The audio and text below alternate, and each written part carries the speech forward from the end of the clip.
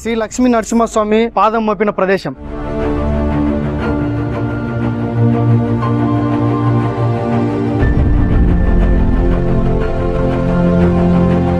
స్వయంభూగా వెలిసిన ఉద్భవ మహాలక్ష్మి అమ్మవారి గుడి.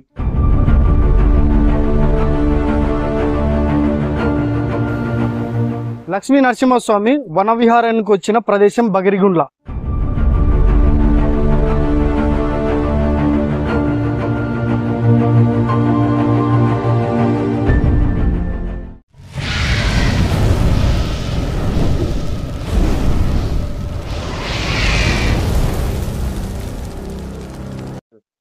Hi friends, welcome to our channel. ఈరోజు వచ్చేసి అనంతపూర్ డిస్టిక్ ఉరవకొండ మండలంలో ఉన్నటువంటి పెన్న హోబిలంకి అయితే వచ్చినాము. చాలా ఇంట్రెస్టింగ్గా ఉండబోతుంది ఈ వీడియో అయితేనా, లాస్ట్ వరకు చూడండి.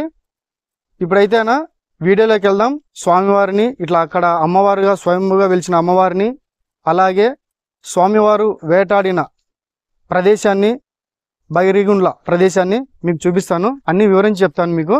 ఇప్పుడు మనం అయితేనా శ్రీ లక్ష్మీ నరసింహస్వామి వారు పాదం మోపిన ప్రదేశానికి అయితే వచ్చేసినాము. ఇక్కడేనండి స్వామివారు పాదం మోపిన ప్రదేశము. ఇక్కడ దాదాపు 5 అడుగుల 2 అంగుళాల స్వామివారి పాదం ఉంటుంది.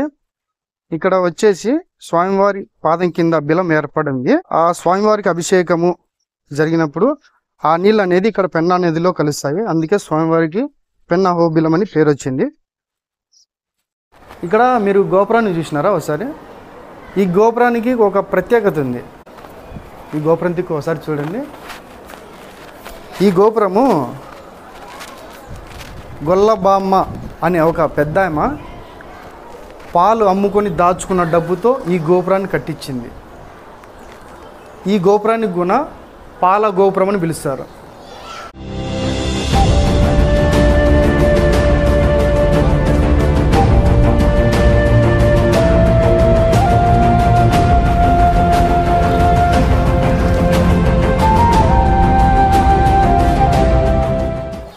ఇక్కడ నరసింహస్వామి క్షేత్రాలలో ఒకటి అహోబిలం, 2 వచ్చేసి ఈ పెన్న హోబిలం. ముఖ్యమైన క్షేత్రాలలో నరసింహస్వామికి ఇదేనండి మనకు గర్భగుడి. లోపలికైతే పర్మిషన్ లేదు. ఇప్పుడు కూడా అడిగినా ఏమైనా ఇస్తారేమో అని, కానీ ఇవ్వలేదు. ఇదేనండి స్వామివారి పాదం ఇక్కడేనండి ఉండేది. ఇక్కడ నుంచే స్వామివారికి అభిషేకం చేసిన నీళ్లు ఆ బిలంగుండ లోపల నుంచి పెన్నా నదిలో కలుస్తాయి. ఇక్కడ స్వామివారి పాదము ఇక్కడేనండి ఉండేది.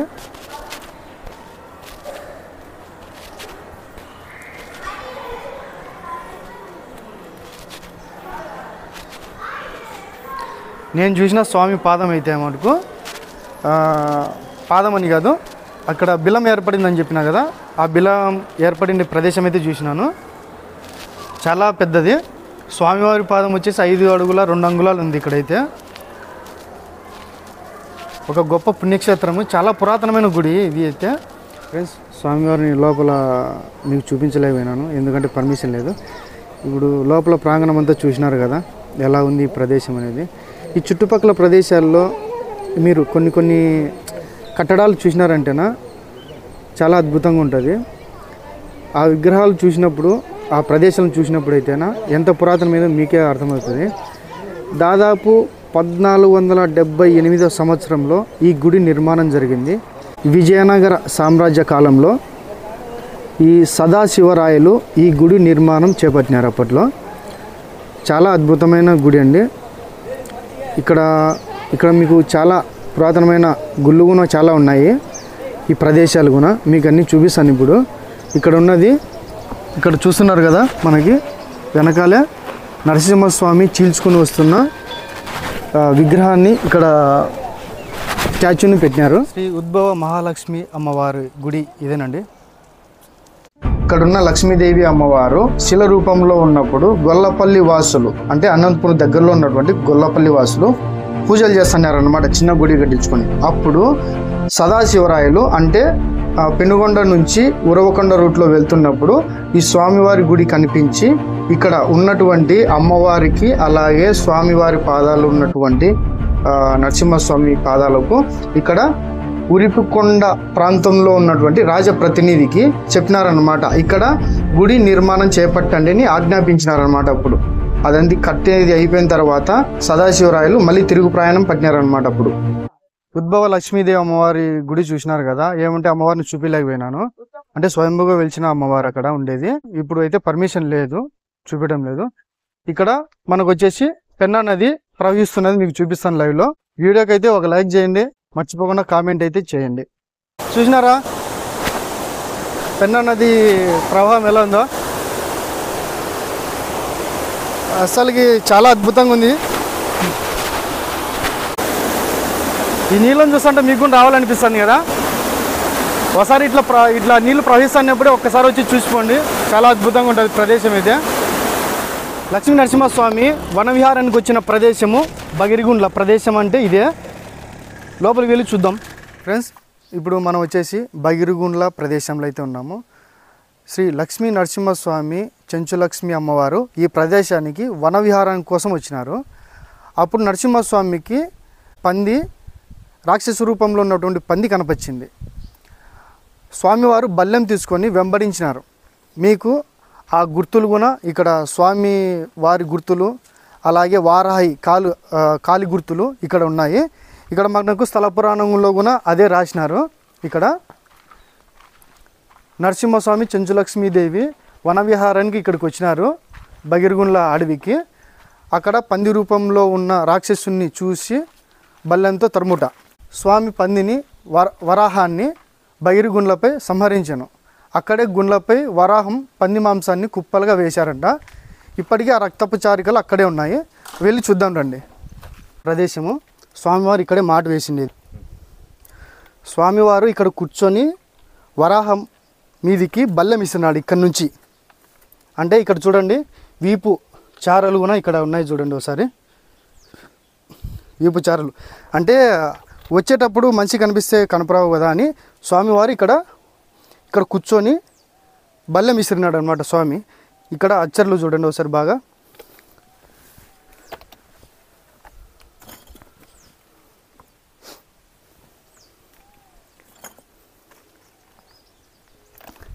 ఇక్కడ నుంచి అక్కడ ఇసిరింటనే బల్లెము పంది మీదకి ఇసిరినప్పుడు అక్కడ పంది పరిగెత్తిన కాలి గుర్తులు కూడా అక్కడ ఉన్నాయి. ఇప్పుడు మనం చూసినాం కదా స్వామివారు అక్కడ నక్కి ఉన్న ప్రదేశం, అదే మాట వేసిన ప్రదేశము. అక్కడి నుంచి వరాహం మీదికి ఇసిరినారు. అప్పుడు వరాహం వెంబడించినప్పుడు అంటే స్వామివారు వెంబడించినారన్నమాట బల్లెం వేసి. ఇదండి గుర్తులు.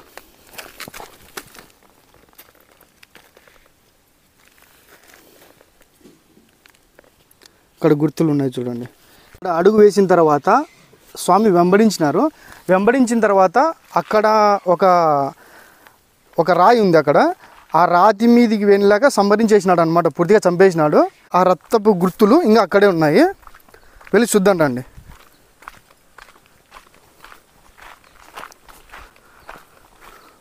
ఇక్కడికి వచ్చినప్పుడు ఎవరన్నా తెలియకపోతేనా మీకు చెప్తానా, వచ్చే రూట్లోనే స్వామివారు నక్కి ఉన్న ప్రదేశము. ఇక్కడ కుడిపక్కకు పోతేనా కొంచెం ముందుకు నడుచుకుంటూ పోవాలా.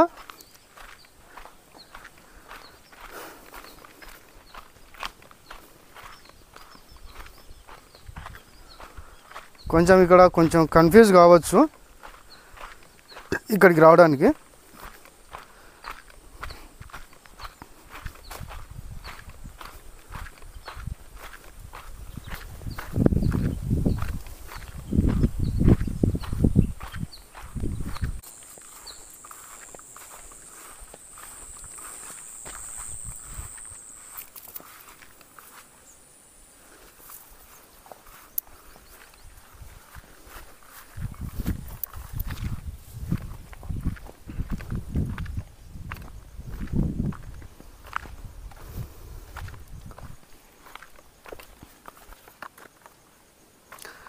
ఇదో చూడండి, ఇక్కడ బల్లెంతో పొడిచినప్పుడు రక్తం చిందిన చారికలు ఇక్కడంతా. ఇక్కడ ఉన్నాయి గుర్తులు, రక్తపు గుర్తులు ఇంకా చాలా ఉన్నాయి ఇక్కడంట. ఈ వర్షానికి ఇది ఇట్లా అయిపోయింది. ఇది ఇక్కడ ఉన్నాయి చూడండి రక్తపు గుర్తులు. ఇప్పుడు స్వామి ఇలా సంవరించిన తర్వాత ఆ పంది మాంసాన్ని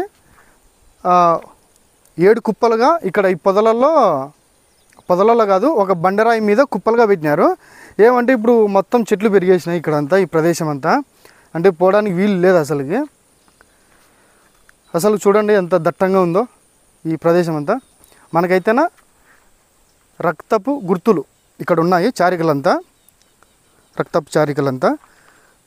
ఫ్రెండ్స్ చూసినారు కదా, ఇలాంటి ఇంట్రెస్టింగ్ వీడియోస్ మళ్ళీ మీ ముందుకు వస్తాను. అలాగే లైక్ చేయండి, కామెంట్ చేయండి, తప్పకుండా షేర్ అయితే చేయండి. ఇంకా 10 మందికి ఈ వీడియో పోవాలని నేను కోరుకుంటున్నా. అలాగే సబ్స్క్రైబ్ చేసుకోండి. Thanks friends. ఇలాంటి మరో ఇంట్రెస్టింగ్ వీడియోతో మళ్ళీ మీ ముందుకు వస్తాను. బాయ్.